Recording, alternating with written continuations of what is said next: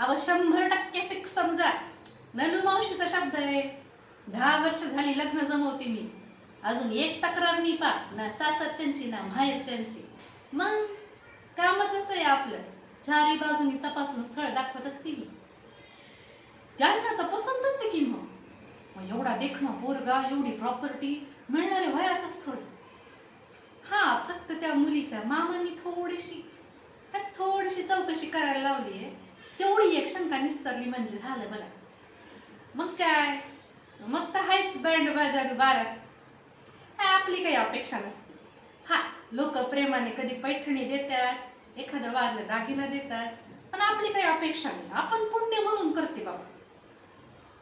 अच्छा, शंका अशी आहे की सागररावांच्या लहान्या बहिणीच्या नंदीची भाऊजे, ती वडगावच्या शंकरच्या 3 नंबरच्या पोरीला नणंद. याच संबंध सांगितला ना तुम्ही.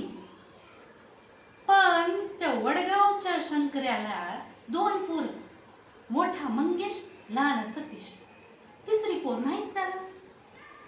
आणि मग ह्या सागररावांच्या लहान्या बहिणीच्या नंदीची भाऊजे नक्की कोणाला नणंद दिली म्हणायची. हो, एवढीच शंका आहे. आता संबंधच निघाले नाही तर कसं काय पुढे जायचं. हे बाया, हे काय आली. अरे मी स्थळ जमवायला आली नाही, हत्यार घेऊन इथं का उभं आहे. हो, शंका म्हणजे आता शंका आहे तर आहे ना. नाही पण खोटी माहिती कशी देणार मी. नाही, मला माझ्या जीवाची काळजी आहे. बरं, मी सांगते की सागररावांच्या जे पण आहे ते वडगावच्या शंकरांनी केडगावच्या शंकराच्या पोरीला नणंद. हा, नाही 100% करते तुमचं काम. ह्याला जरा बाजूला करा. वय काही काळजी करू नका. हो ना.